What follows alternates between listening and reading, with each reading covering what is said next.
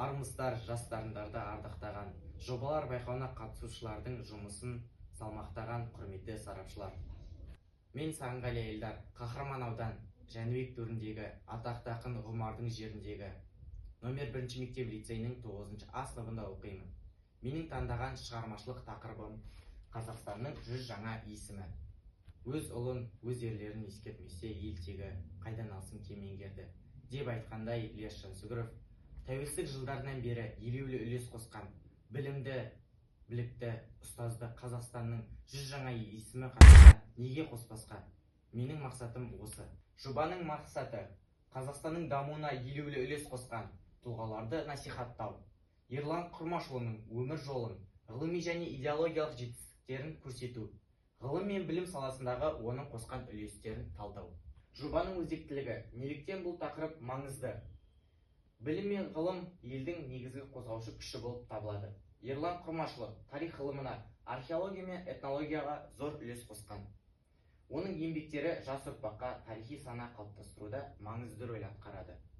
Қазақстан тарихын зерттеудегі тың идеялары мен шығармашылық жұмыстары ерекше назар аударуға тұрарлық.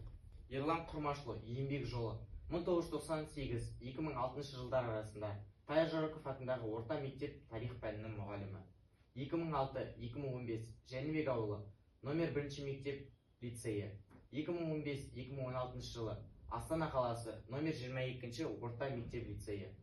2017-2022 жылы колледжде тарих пәнінің мұғалімі.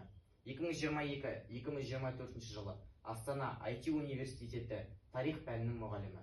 2024 жылдан бастап Қазақстан қарулы күштер орталығының ғылыми офицері атанған. Ерлан Құрмашұлы өте ізденімпаз мұғалім болғандықтан, оның ғылыми еңбектеріне тоқталып кететін болсақ, ғылыми еңбектері Қазақстанның тарихи мәдени мұрасын зерттеу, археология және этнология саласындағы жаңалықтар, Қазақстандағы ғұндар мен түркі халықтарының тарихи ізденістері және одан басқа диссертациялық зерттеу тақырыптарын жүргізген болатын. Қазақ халқының этникалық қалыптасуы, археологиялық ескерткіштерді зерттеу. Ерлан Құрмашұлы тарих пәні мұғалімі болғандықтан, тарихи еңбектері мен кітаптары бар. Оларға тоқталып өтетін болсам: Жәнібек, Сайқын, Шоңғай, жеңіс бекеттері. Олар Франция үшін шайқасты. Гильом Рубрук және Ұлы дала. Баймұрат Ұлы дала аңызы. Қарағандылық қыздар. Қазақ даласына ғашық. Фиалканың көз жасы.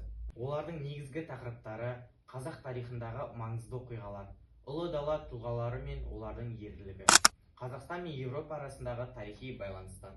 Ерлан Құрмашұлы осы педагогикалық салада 20 жылдан астам еңбек еткен болатын. Білім беру әдістемелерін түрлі салаларын жүргізген, түрлі жаңа идеялар қолданған. Оның жетістіктеріне тоқталып өтетін болсақ, Қазақстанның үздік педагогтарының бірі ретінде танылды. Дарынды оқушыларды халықаралық жарыстарға дайындаған. Қазақ тарихын зерттеуге қызығушылықты арттырады. Әрбір ұстаздың еңбегі бағаланады. Ерлан Құрмашұлы да осы қатарда. Ерлан Құрмашұлының марапаттары: 2020 жылы Қазақстанның үздік ұстазы орденінің иегері.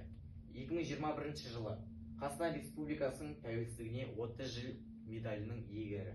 2023 жылы білім беру саласындағы ерекше жетістігі үшін грамотасы. Қоғамдық белсенділігі: Қазақстандағы тарихи мәдени мұраларды қорғау жобаларына қатысады. Археологиялық қазба жұмыстарына жетекші етеді. Жас ғылымдарға арналған ғылыми жобаларға қолдау көрсетеді.